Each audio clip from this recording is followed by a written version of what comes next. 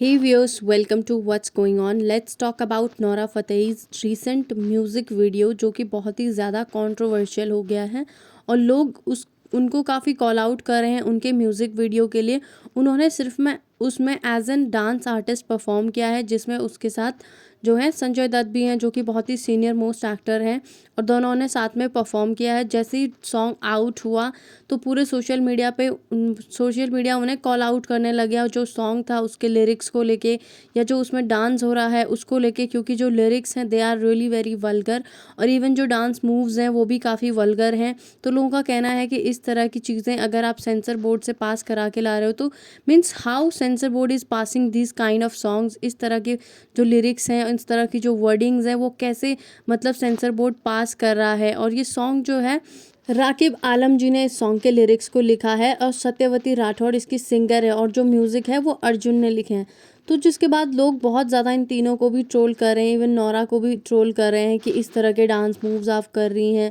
और जो सॉन्ग है वो ऑलमोस्ट ऑल सोशल मीडिया जो प्लेटफॉर्म्स हैं उन पे जो है वो दिख रहा है। तो लोग मतलब हर एज ग्रुप के लोग उसे देख रहे हैं, तो definitely there will be a very bad impact. और इस तरह के जो लिरिक्स हैं वो हैं सॉन्ग के, यू कैन सी कि क्या लिरिक्स हैं। I even can't say those lyrics. इस तरह के लिरिक्स हैं म्यूज़िक वीडियो में, अगर आप सुनेंगे तो इस तरह के लिरिक्स देखने के बाद और सुनने के बाद लोगों का कहना है कि जो हमारी जनरेशन है वो सब देखेंगे इसको। और इवन लोग आजकल हर जो भी सॉन्ग वायरल होता है उस पर रील्स बनाती हैं। जो अंडर एज गर्ल्स हैं या टीनेजर्स हैं वो बहुत जल्दी इन्फ्लुएंस इस तरह की चीज़ों से हो जाते हैं। डेफिनेटली ये सॉन्ग जो है वो बेसिकली एक वुमेन को सेक्सुअलाइज कर रहा है और लोग इसको नॉर्मलाइज कर रहे हैं वुमेन सेक्सुअलाइजेशन को, जो कि बहुत ही गंदी चीज़ है जिसमें कि हर जो बॉडी पार्ट है वो दिखा रहे हो आप और वियर्ड तरीके से डांस कर रहे हो। इवन जो लिरिक्स हैं they are also very bad.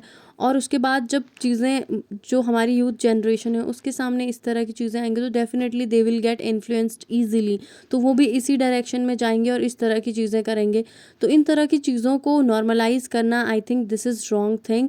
और इनका कहना है कि जो भोजपुरी इंडस्ट्री है उसमें भी ऐसे सॉन्ग्स होते हैं, बट भोजपुरी इंडस्ट्री में ऐसे सॉन्ग्स आते हैं दैट डजंट मीन कि आप उससे भी ज़्यादा बिलो द बेल्ट जाके चीज़ें करें कि वहाँ पे ऐसा होता है तो हम ऐसा करें। क्योंकि ये जो प्लेटफॉर्म है बॉलीवुड वो एक बहुत बड़ा प्लेटफॉर्म है जहाँ पे ऑलमोस्ट हर एज ग्रुप के लोग आपको देख रहे हैं, आपको फॉलो कर रहे हैं और आपकी चीज़ों को अपनी लाइफ में इम्प्लीमेंट करने की कोशिश कर रहे हैं। तो definitely they will have a very bad impact on the current generation. और जिस कंट्री ने आपको मौका दिया है अपने स्किल्स को दिखाने का, वहाँ पर आप इस तरीके की स्किल्स दिखाओगे तो डेफिनेटली आप कॉल आउट किए जाओगे। और वही नोरा के साथ हो रहा है। As everybody knows she is not an Indian, but still industry ने उसे मौका दिया है और अब लोग उसके अगेंस्ट जाके बहुत कॉल आउट कर रहे हैं। लेट्स सी लोग क्या कह रहे हैं इस सॉन्ग के बाद। ऐसी अश्लील सॉन्ग और अश्लील डांस पर गवर्नमेंट को फ़ौरन एक्शन लेना चाहिए और ऐसे सॉन्ग को लिखने वाले और डांस करने वाले को अरेस्ट करके जेल में डालना चाहिए। बॉयकॉट सिंगर हीरोइन की इतनी गलती नहीं है, ये फेमस होने के लिए करती है, नहीं तो इनका करियर डूब जाएगा। इस तरह की भी लोग बात कर रहे हैं। डबल मीनिंग सॉन्ग है बट रियलिटी है कि ये बियर की बॉटल की बात कर रहे हैं। तो अगर बियर की बॉटल की बात करें तो डेफिनेटली वो बियर की बॉटल का नाम भी ले सकते थे उसमें, बट उन्होंने नहीं लिया है। अल्कोहल बॉटल की बात कर रहे हैं वो लोग, लोगों की सोच गंदी है। स्टिल लोग उन्हें डिफेंड करने की कोशिश कर रहे हैं कि उन्होंने बियर की बॉटल का नाम लिया है। मतलब लोग इस चीज़ को नॉर्मलाइज कर रहे हैं एनी हाउ। इनकी वजह से सब लोग हर लड़की को इनके जैसे ही समझते हैं, बस पैसा कमाना है चाहे कैसे भी हो। OMG कितना सोसाइटी में वल्गैरिटी आ रही है और लोग नॉर्मलाइज करते जा रहे हैं, जो कि सच बात है। इतनी वल्गैरिटी को भी लोग नॉर्मलाइज कर रहे हैं। Nora Fatehi is not responsible for this song, even she doesn't understand the lyrics, all responsibilities goes to the composer and choreographer, जो कि गलत चीज़ है। कोई भी अगर आर्टिस्ट अगर परफॉर्म कर रहा है किसी भी सॉन्ग में या किसी भी चीज़ में तो उसे पूरी स्क्रिप्ट दी जाती है, उसका मतलब भी बताया जाता है। तो लोग यहाँ पे भी उन्हें प्रोटेक्ट करने की कोशिश कर रहे हैं। Bollywood nudity with words at its peak vulgar as always, इस तरह के लोग कमेंट्स कर रहे हैं। ये करे तो सॉन्ग्स और हमारे बिहार में सॉन्ग्स बने तो वल्गैरिटी घोषित कर देते हैं। भोजपुरी सॉन्ग्स में सिर्फ वल्गैरिटी होती है जबकि सब में कुछ ना कुछ वल्गैरिटी रहती है। तो सिर्फ बिहार ही बदनाम क्यों? इस तरह की भी लोग बातें कर रहे हैं कि हर इंडस्ट्री के जो सॉन्ग्स हैं उसमें वल्गैरिटी हो, तो सिर्फ एक ही स्टेट को बदनाम क्यों कर रहे हैं?